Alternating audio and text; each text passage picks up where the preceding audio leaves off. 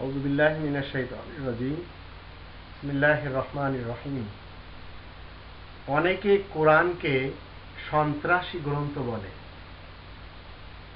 এই কথাগুলি শুধু পশ্চিমা দেশের লোকদের অনেকে বলছে না, বাংলাদেশের অনেকে বলছে।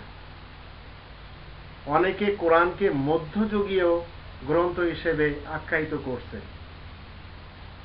তো প্রকৃতপক্ষে কোরআন সন্ত্রাসী কোনো গ্রন্থ নয়, বরং এই কোরআন সন্ত্রাসী মেটাতে এসেছে। কোরআন মানুষকে আলো দিতে এসেছে। এই কোরআন মানুষকে অধিকার দিতে এসেছে। এই কোরআন মানুষকে ন্যায্য পাওনা দিতে এসেছে। এই কোরআন মানুষকে ন্যায় বিচার শেখাতে এসেছে। এই কোরআন মানুষকে মানুষ বানাতে এসেছে। এই কোরআন মানুষকে ভালোবাসা শেখাতে এসেছে। যারা বলছে কোরআন সাম্প্রদায়িকতায় ভরা বা সাম্প্রদায়িকতা জন্ম দেয়, তারা সবাই মূর্খ। মানুষকে খুন করা থেকে এবং মানুষকে অপমান করা থেকে এই কোরআন বিরত রাখতে এসেছে।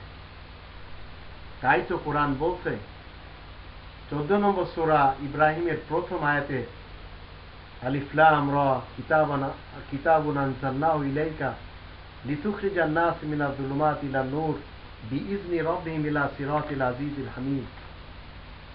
আল্লাহ বলেন যে একটি গ্রন্থ তোমার দিকে নাজিল করা হয়েছে, আলিফ লাম রা কিতাবুন আনজালনাহু ইলাইকা লিতুখরিজান নাস মিনাজ যুলুমাতি ইলান নূর বিইজনি রাব্বিহিম ইলা সিরাতিল আজিজিল হামিদ।